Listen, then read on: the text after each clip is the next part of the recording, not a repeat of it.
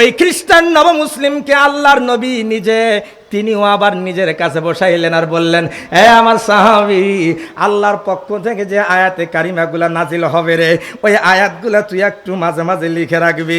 তুই যেহেতু লেখাপড়া জানিস লিখে রাখবি, কিন্তু কপালে যদি না থাকে কি ঠক ঠক হইয়া লাভ হবে কি? জোরে বলো ঠিক কিনা?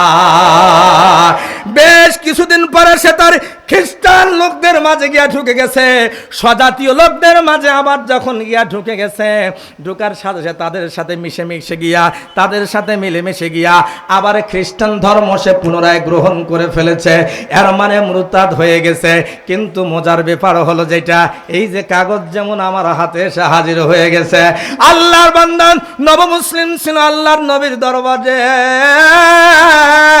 পুনরায় খ্রিস্টান হওয়ার পরে সে তার নাসারা ভাইদেরকে বলতেছে, শোনো ভাই, একটা কথা বলতে চাই, মুহাম্মদ কিছুই জানে না, আমি যা লিখে দেই মুহাম্মদ তাই বলে। নাউজুবিল্লাহ, বাড়ি যা বলিয়েন। অথচ মুহাম্মদ সাল্লাল্লাহু আলাইহি ওয়াসাল্লামের উপর আয়াত নাযিল করেন কে? ছোট্ট করে বলে আল্লাহর হাবিবের কাছে খবর চলে আসলো, ইয়া রাসূল, আল্লাহ নবীজি, ওই নব মুসলিম গিয়া আবার খ্রিস্টান হয়ে গেছে, ও গিয়া বলতে আছে ও নাকি যা লিখে দেয় আপনি তাই বলেন। আল্লাহর নবী কষ্ট পায় বলেন, আল্লাহুম্মা জাআলহু আয়া। আল্লাহু আকবার বলে। আল্লাহর নবী বলেন, আল্লাহুম্মা জাআলহু আয়া। ও মালিক, ও একটু লেখাপড়া জানতো বিদায় ওরে আমার কাছে বসাইতাম। সে এখন যায় বলে ও নাকি যা লিখে দেয় তাই আমি বলি। মালিক আল্লাহ, তুমি তাকে দুনিয়ার জমিনে একটা নিদর্শন বানায়া রাখো। আমার ভাইয়েরা আমার দিকে লক্ষ্য করেন, আল্লাহর নবীর দোয়া আওয়াজ দিয়া বলেন, আল্লাহ কি ফেরত দিবে নাকি? জোরে বলেন, দিবে নাকি? আল্লাহ দোয়া কবুল করে ফেলছেন। কয়েকদিন পরে আল্লাহ পাকের বান্দা, বেশ অল্প কয়েকদিন পরে তার ইন্তেকাল হয়ে গেল। এবার তার ঈসাই ধর্মের লোকেরা, খ্রিস্টান ধর্মের লোকেরা বলে, চল রে, এই আমরাও কিন্তু এখনো আছে, একটা গান আছে বা একটা সঙ্গীত আছে, ইসলামী সঙ্গীত আছে, কেউ হলো কাফনে আর কেউ হলো কফিনে। কথা বলেন ঠিক না? ভাই, তাকে তার ঈসারি স্বগোত্রীয় লোকেরা কবরটা খনন করিয়া দাফন করে ফেলেছে।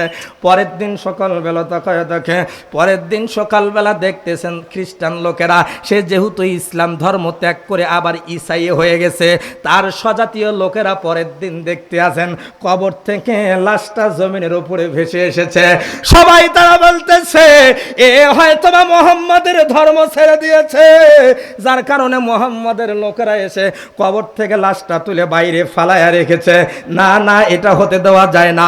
আজকের দিনে আবার বেশি গর্ত করে আমরা একটু কবরটা খনন করি, আর একটু গভীরতা কবরের মধ্যে করি, দেখি তো কালকে কেমন করে লাশ তোলে।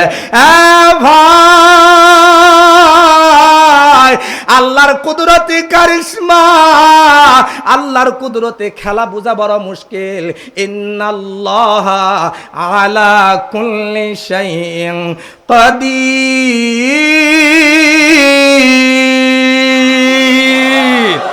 আমার বাজানটা আল্লাহ সব বিষয়ে ক্ষমতাবান। লক্ষ্য করেন, মাটিকে আল্লাহ হুকুম দিয়েছে, রে মাটি রে তোরে বানাইছি আমি, রে মাটি তোরে বানাইছি আমি রে। ওই আমার নবীর ব্যাপারে বেয়াদবি করেছে, আমার নবীরে গালি দিয়েছে, তুই তোর পেটের ভিতরে ওরে জায়গা দিবি না, বের করে দিয়ে দে। কবর পরের দিন ওরা যখন গভীর করে দাফন করেছে, কবর আবার লাশ বের করে দিয়েছে। ওরা চিন্তা করলো আজকের দিনেও বুঝে মুহাম্মদের লোকেরা লাশ কবর থেকে বের করে দিয়েছে। আজ তৃতীয় দিন, তৃতীয় দিনের দিনে তারা আরো গভীর করে কবরটা খনন করে দাফন করে ফেলেছে। ভাই, এত গভীর করেছে মনে হয় যেন কোনো মানুষও সেখানে নামিয়া লাশের লাগালো পাবে না। কিন্তু মাটি চলে আল্লাহর হুকুমে, বাতাস চলে আল্লাহর হুকুমে, আগুন চলে আল্লাহর হুকুমে, খালি মানুষ আমরা চলি শয়তানের হুকুমে। ঠিক না? আল্লাহ ডাকে, আল্লাহু ইয়াদউ ইলা দারিস সালাম, আল্লাহ ডাকে আমাদেরকে দারুস সালাম জান্নাতের দিকে, আর শয়তান ডাকে আমাদেরকে ঘাটপাড়ের চায়ের দোকানে টেলিভিশন দেখার জন্য। জোরে বলেন না, ঠিক না?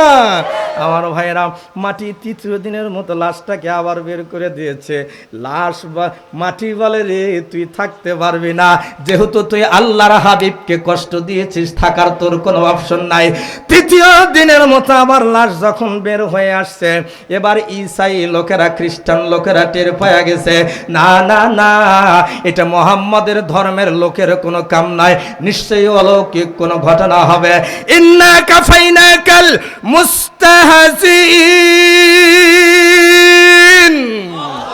আল্লাহ বলেন, হাবিব আমার, মনে কোনো কষ্ট নিয়েন না, আমি হলাম আপনার জন্য যথেষ্ট। যারা বিদ্রুপ করে আপনাকে নিয়ে, ঠাট্টা করে আপনাকে নিয়ে, যারা আপনার চরিত্র নিয়ে টানা হাসরা করে, আমি হলাম যথেষ্ট আপনার জন্য। আমার দিকে লক্ষ্য করেন। তৃতীয় দিনে তারা সিদ্ধান্ত নিল, মুহাম্মাদের উম্মতের এটা কাম নয়, মুহাম্মাদের লোকের কাম নয়, অলৌকিক কোনো ঘটনা ঘটে গেছে। কোরআনে কারিম বন্ধ করে ফেললাম আমি, আমার দিকে লক্ষ্য করেন। ভাই, তারা বলল নিশ্চয়ই অলৌকিক কোনো ঘটনা ঘটে গেছে, এর ধারে কাছেও যাওয়া যাবে না। লাশ ফালায়া চলে গেল। রসুলের দুশমনের শাস্তির আওয়াজ জোরে শোনার পরে আল্লাহু আকবার বলবেন, আগে শাস্তির কথা শোনেন। লাশ ফালায়া রেখে ওরা চলে গেল। কুত্তা যায় আর লাশের উপর প্রসাব করে দেয়। ভাই, আল্লাহর নবীর সঙ্গে যারা বেয়াদবি করবে, কুত্তা যায় প্রসাব করে দিয়ে দেয়, আর পোকামাকড় যায় লাশটাকে খায়া ফেলে। এক একজনে এক এক রকমের ভনভনানি করে। এর মানে কিতাবের মধ্যে লিখেছে, নবীর দুশমন নবীকে কষ্ট দিয়েছে, কবর জায়গা দেয় নাই, জমিন তারে জায়গা দেয় নাই, কারণ জমিনও আল্লাহর নবীকে ভালোবাসে। জোরে বলেন ঠিক কিনা? তাই নবীর হাদিস পড়েছি, লা ইউমিনু আহাদুকুম হাত্তা ইয়াকুনা হাব্বা ইলাইহি মিন ওয়ালিদিহি ওয়া ওয়ালাদিহি ওয়ান নাসি আজমাইন। নবীজি বলেন, ততক্ষণ পর্যন্ত তোমাদের মধ্যে প্রকৃত ঈমানদার কেউ হতে পারবে না যতক্ষণ পর্যন্ত আমি নবীকে ভালোবাসবে না। আমরা আমাদের জান মাল বিবি বাচ্চা সবার চাইতে নবীকে ভালোবাসে। জোরে বলেন ঠিক কিনা?